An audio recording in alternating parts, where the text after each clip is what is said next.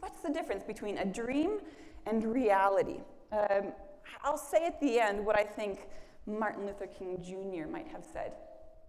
Today, I'm going to take us into a Bible text that tells a story that I think some of you in the Diversity Club are going to connect with. And I think the rest of us can also perhaps see ourselves in the story as well. It's a story about a person who has courage to both speak truth, to see truth, and to speak truth. And that's what Martin Luther King Jr. was all about, right? But not just seeing truth, speaking truth when there's no consequences, but seeing truth, speaking truth, and acting on that, right? When we know that the world around us is going to say no. That's not what truth is. So there's consequences.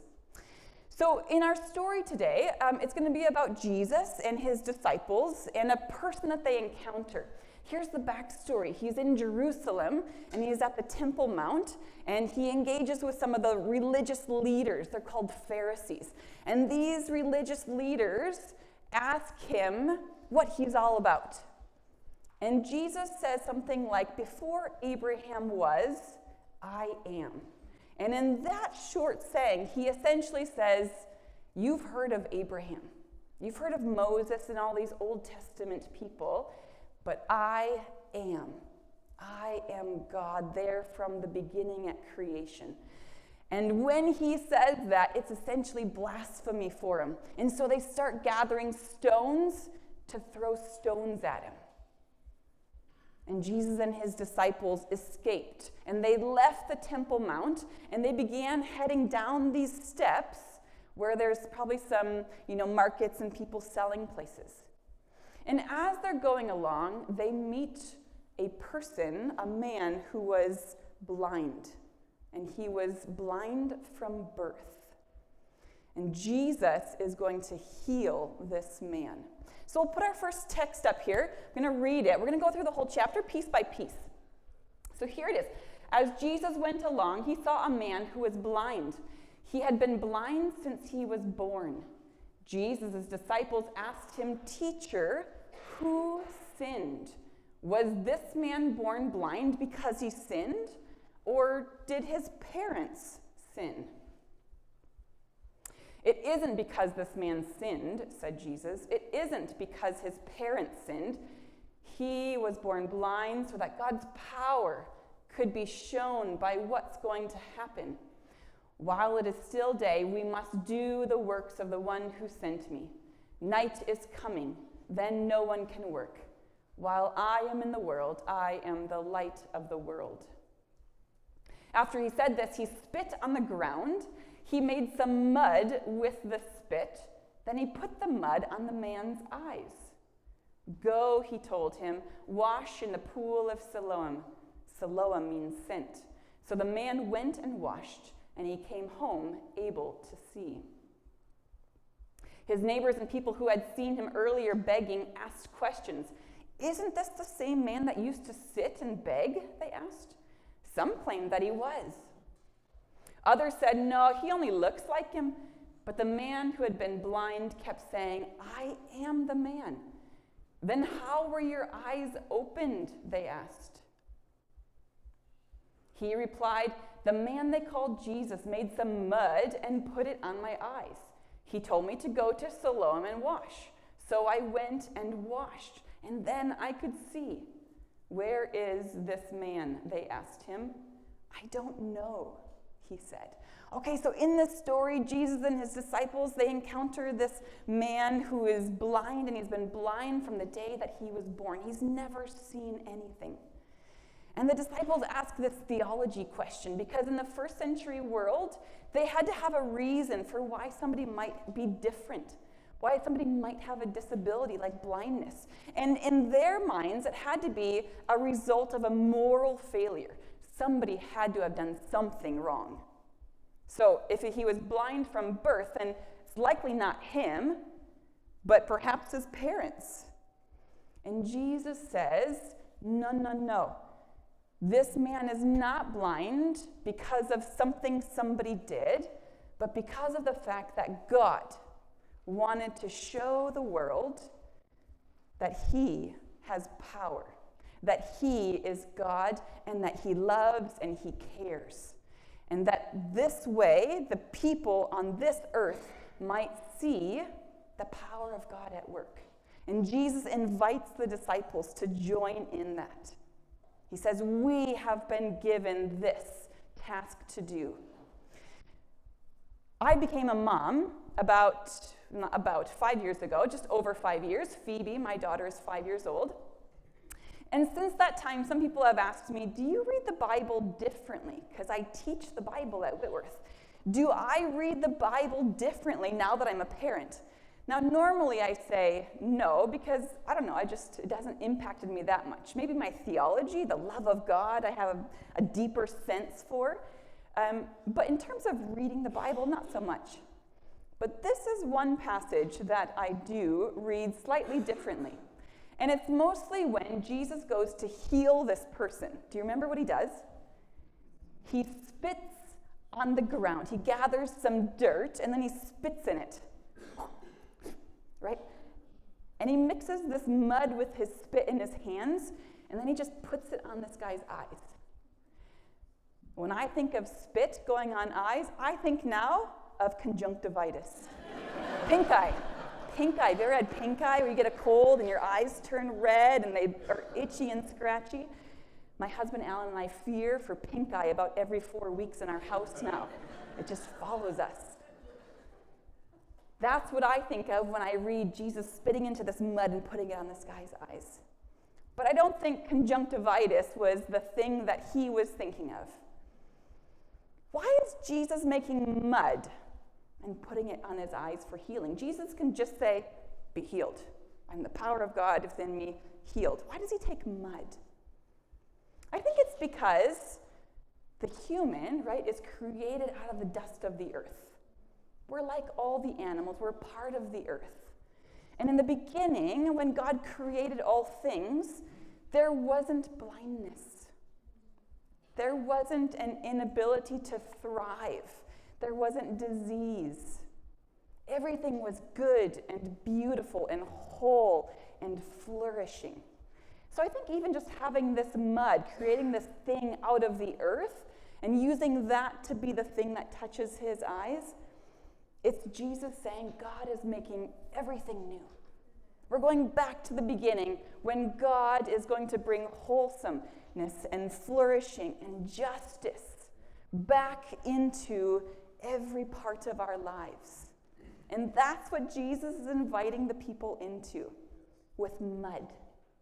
Don't look at mud in the same way.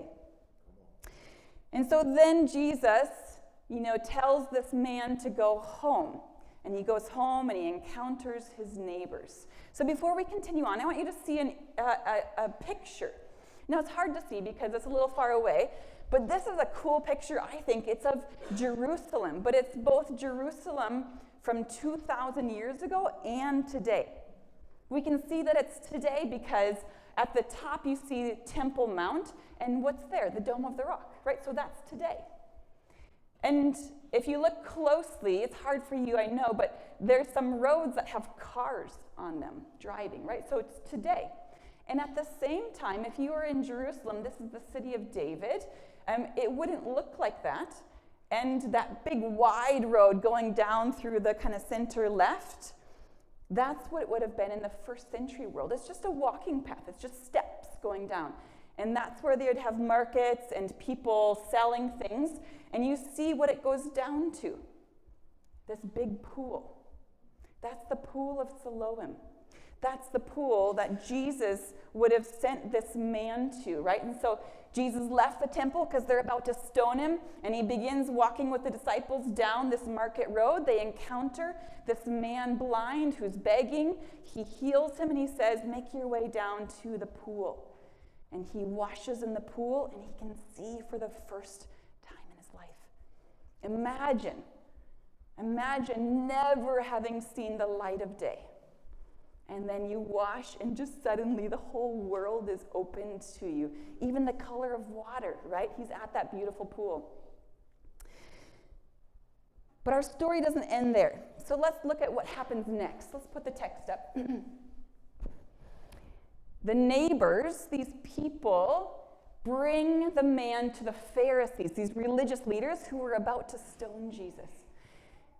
The day Jesus made the mud and opened the man's eyes was a Sabbath day. So the Pharisees also asked him how he was able to see. He put mud on my eyes, the man replied. Then I washed and now I can see. Some of the Pharisees said, Jesus has not come from God. He does not keep the Sabbath day. But others asked, how can a sinner do such signs? So the Pharisees did not agree with one another. Then they turned again to the blind man. What do you have to say about him? They asked. It was your eyes he opened. The man replied, he is a prophet. This is like an interrogation, right? The religious leaders, the people in power, are bringing this man to them and saying, tell us what really happened. And he is essentially saying, look, I don't know. He put mud on my eyes were opened, I have nothing more to tell you. And they tell him again, who is this? How can he do this if he's a sinner? Because in the first century Jewish world, to use your hands to make mud, that equals work. And on the Sabbath day, you don't work. And in their minds, a person who, quote, works on the Sabbath equals sinner. And they're saying, look, if he's a sinner, then he can't be from God. And so we begin to see how their own truth in their minds, the thing that they think is truth, doesn't equate with what's taking place in reality. And so they're being confronted with this. And so the man says, I think he's a prophet. That's the best he can do at this point. But they're not satisfied with this. So they take it to the next level and say, we need some witnesses. So let's read it next. They still did not believe that the man had been blind and now could see. So they sent for his parents.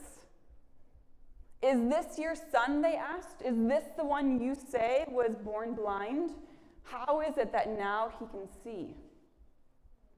We know he's our son, the parents answered. We know he was born blind, but we don't know how he can now see, and we don't know who opened his eyes. You ask him.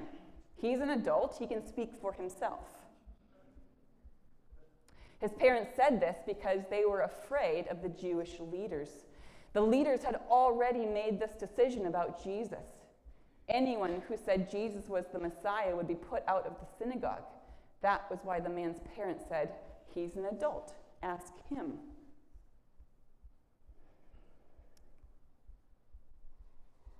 The Pharisees, these religious leaders, they say the parents, bring them in. They'll know. Was he really blind from birth? And they say, yeah, he was blind from birth. He's our son, but he is an adult. He is of age. You're going to have to ask him what really went down today. He's going to have to defend himself because they are afraid of the authorities. Now, in our culture, at what age does somebody technically become an adult? 18, right? In the first century Jewish culture, a person becomes an adult when they're 13 years old. Who is close to 13? Anyone between, like, say, 11 and, say, 16, 17?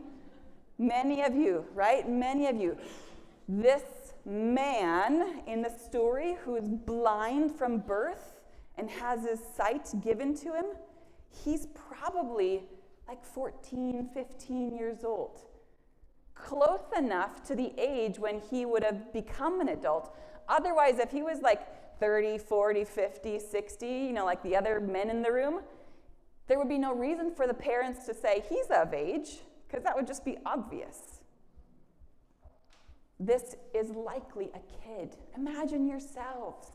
It's likely a kid who's been blind from birth and is begging there, has their eyes opened, and is now being confronted by the religious authorities who are going to do whatever they can to keep their position of power when this Jesus Messiah figure is rolling around doing these sorts of miracles.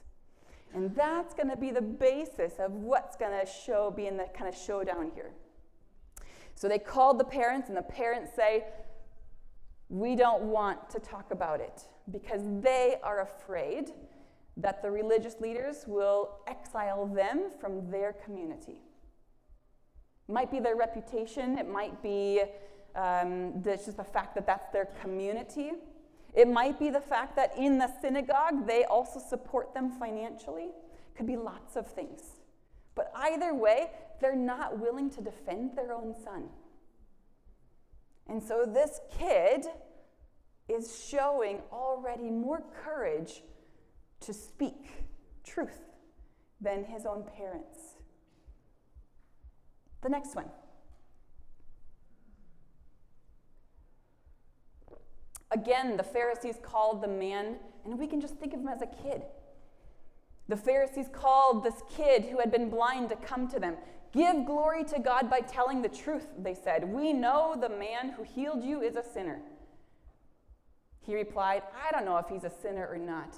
I do know one thing. I was blind, but now I can see. This kid is getting courage, right? Like, he is finding his voice to speak up to these people.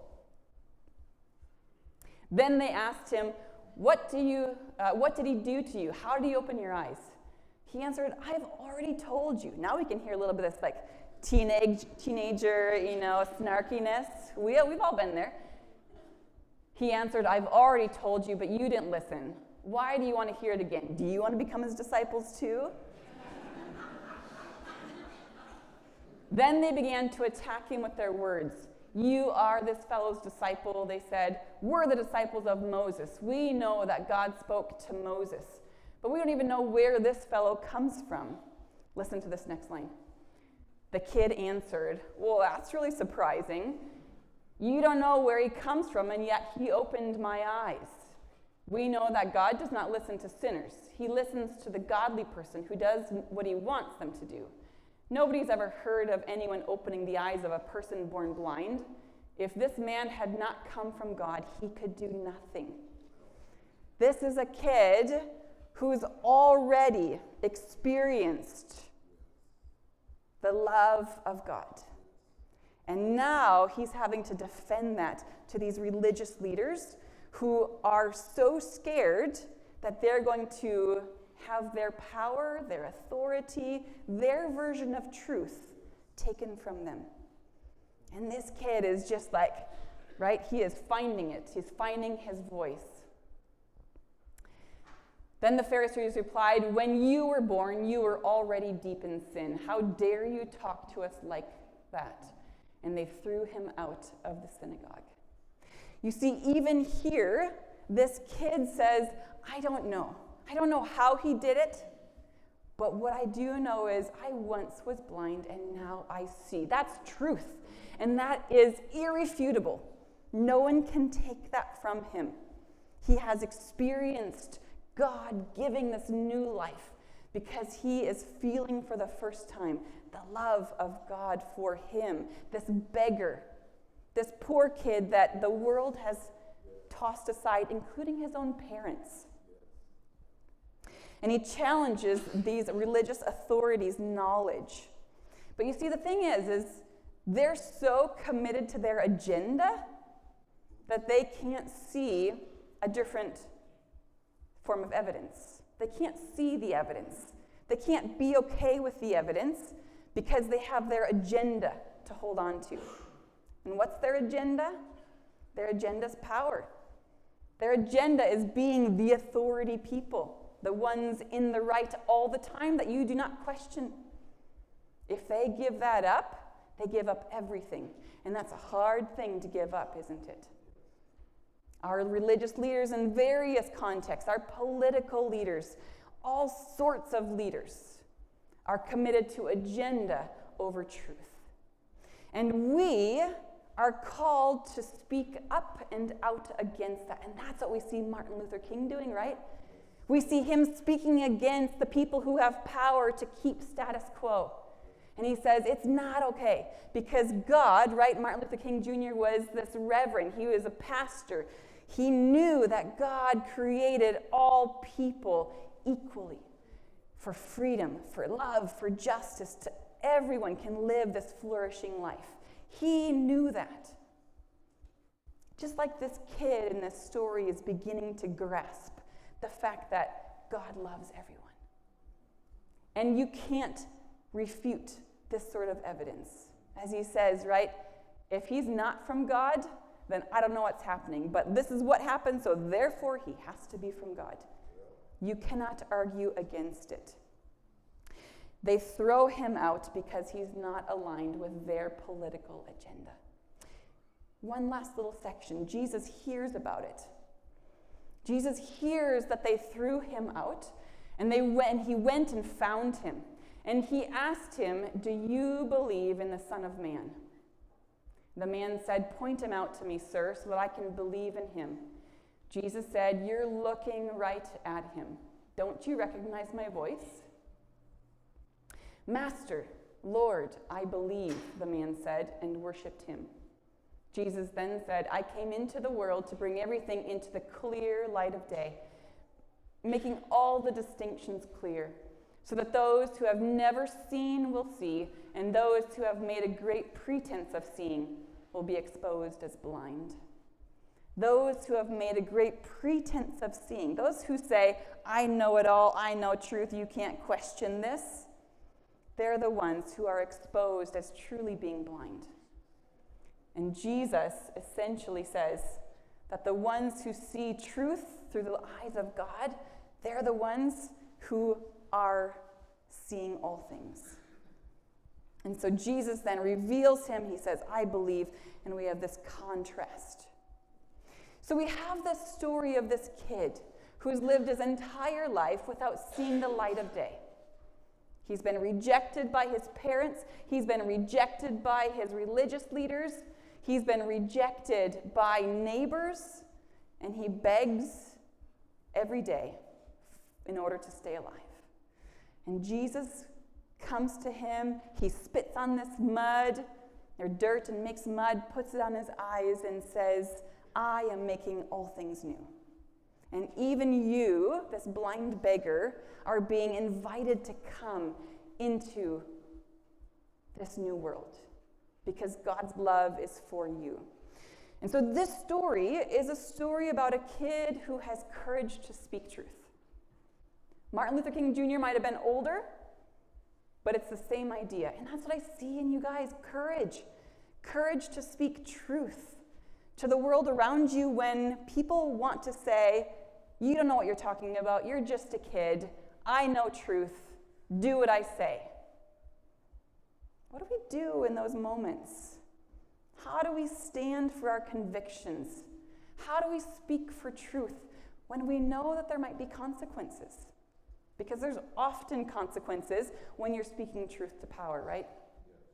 That's just how it works. So again, this question, what's the difference between a dream and reality, right? Martin Luther King said, "I have a dream." Action, good, absolutely. Anything else that you can think of? Hope, okay.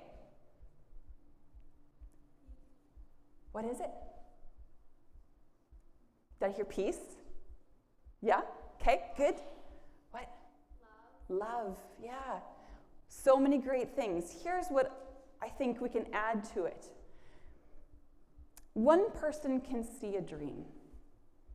Everyone can see reality, right?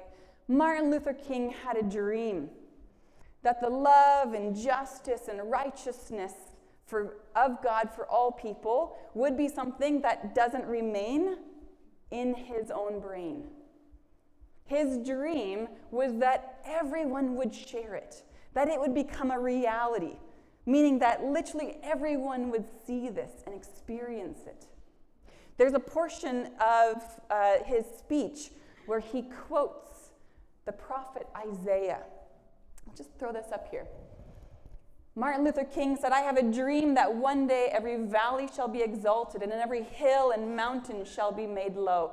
The rough places will be made plain, and the crooked places will be made straight. And the glory of the Lord shall be revealed." And here's his ultimate dream, that all flesh will see it together. He didn't want it to stay just his own dream. He wanted it to be a reality that all flesh would see this together.